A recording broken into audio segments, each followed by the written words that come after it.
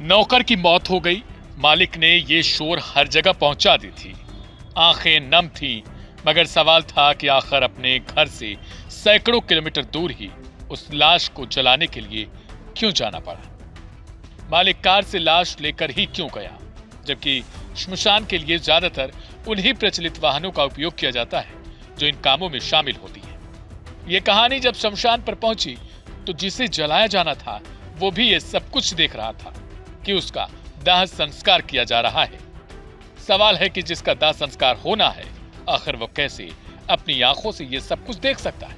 देखिए क्राइम कथा में ये पूरी कहानी। हापुड़ के ब्रज घाट में गुरुवार दोपहर ऐसा मामला सामने आया जिसे सुनकर हर कोई दंग रह गया।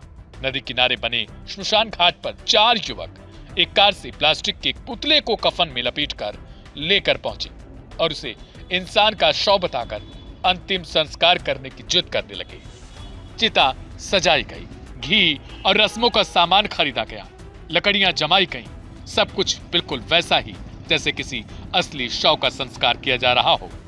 लेकिन तभी एक शख्स की नजर पड़ी और शक की पहली चिंगारी भड़क उठी। शमशान कर्मी ने वहां पहुंचते ही उन लोगों से पूछताछ शुरू कर दी कि आखिर ये कौन सी क्रिया कर रहे हैं। शमशान पर तैनात कर्मचारी नितिन को लगा कि देह उठाने वाले युवकों का हाव भाव और उनकी घबराहट सामान्य नहीं है। उसने पास जाकर देखा, फिर पूछा। जवाब गोलमोल मिला, इधर उधर की बातें शुरू हो गई और तभी संदिग्धता इतनी बढ़ गई कि कफन हटाकर सच देखने का फैसला कर लिया गया। जैसे ही कफन उठा, वहां मौजूद हर व्यक्ति स्तब्ध रह गया। चिता पर रखा तथा कथित शव असल में एक प्लास्टिक का पुतला निकला, यानी डमी। एकदम असली इंसान जैसी आकृति, वजन भी वही, ढांचा भी वैसा, लेकिन शरीर है प्लास्टिक का। नितिन ने फौरन पुलिस को सूचना दी। इसी बीच वहां अफरा तफरी मच गई। 4 में से 2 युवक तो मौके से फरार हो गए, जबकि 2 को ग्रामीणों ने दौड़ाकर पकड़ लिया और पुलिस के हवाले कर दिया गया। पुलिस जब गाड़ी की तलाशी लेने पहुंची तो मामला और भी संदिग्ध हो गया। कार से 2 और अन्य प्लास्टिक के पुतले बरामद किए गए, यानी कुल 3 नकली शव। पुलिस ने तुरंत सभी पुतलों को कब्जे में लिया और गिरफ्तार युवकों से पूछताछ शुरू की। दोनों ने बचने के लिए कहानी गढ़ने की कोशिश की कि हमें अस्पताल ने गलती से नकली बॉडी दे दी, लेकिन यह सफाई पुलिस के सामने टिक न सकी। भैया करोल बाग से आया हूँ, कमल नाम है। अंसारी हॉस्पिटल में भाई एडमिट था। ये मेरे पास नौकरी करता है पिछले 6-7 साल से। क्या नाम था इसका? अंशुल कुमार। और हॉस्पिटल वालों ने बॉडी रखवाई रात को 2:30-3 बजे कि एक्सपायर हो गया है, आप रख लो। नशा पूरा करता था। इसके बाद यहाँ आए तो डम्मी निकली है। बॉडी नहीं निकली? बॉडी नहीं निकली है, डम्मी निकली है और उन्होंने गाड़ी के अंदर रखा था। आप कौन सी जगह रहते हो दिल्ली? दिल्ली में मैं करोल बाग। अब भी पालम रहता हूँ, पालम कैलाशपुरी में। मामला ये हुआ, 4 लोग आए, HR नंबर गाड़ी थी I-20।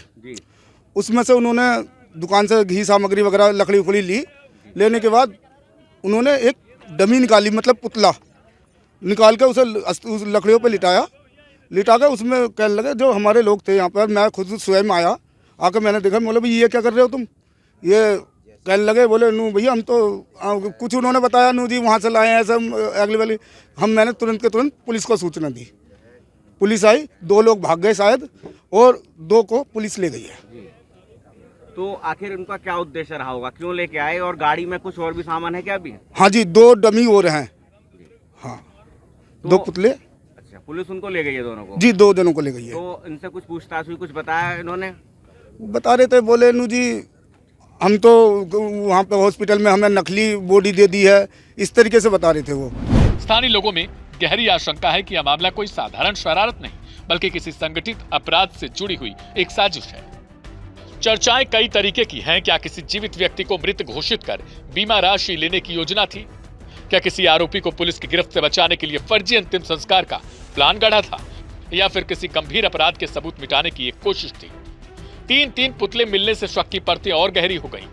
गढ़मुक्तेश्वर थाना प्रभारी के मुताबिक हिरासत में लिए गए दोनों युवकों से गहन पूछताछ जारी है। पुलिस हर एंगल से जांच कर रही है। कार नंबर, युवकों की कॉल डिटेल, उनकी लोकेशन हिस्ट्री, प्लास्टिक पुतलों की खरीद का स्रोत और उन 2 युवकों की तलाश जो मौके से फरार हुए। पुलिस का कहना है कि शुरुआती जांच से कई संदिग्ध बातें सामने आई और जल्द ही पूरे मामले का खुलासा किया जाएगा। फिलहाल कहा जा रहा है यह किसी जीवित व्यक्ति को मृत दिखाकर 50 लाख रुपए की बीमे की राशि हड़पने की योजना थी। संभवतः ये उसी व्यक्ति का एक नौकर था। वहीं दूसरी ओर कहा जा रहा है कि यह किसी अपराधी को मृत दर्शाकर कानून से बचाने या किसी बड़े क्राइम प्लान के तहत यह पुतला चिता पर रखकर जलाने की तैयारी की जा रही थी। फिलहाल पुलिस दोनों युवकों से पूछताछ कर रही है। ब्रजघाट और आसपास के इलाकों में इस घटना को लेकर भय, हैरानी और चर्चाओं का माहौल भी है। लोग एक ही सवाल पूछ रहे हैं, आखिर कौन लोग थे? प्लास्टिक के पुतलों को जलाकर उन्हें क्या मिलता? क्या वे इसका मृत्यु प्रमाण पत्र सिर्फ लेना चाहते थे? और ये अगर मृत्यु प्रमाण पत्र लेते तो आगे क्या कहानी होती? ये रहस्य जल्द खुलने वाला है, लेकिन इस घटना ने पूरे क्षेत्र को हिला कर रख दिया है।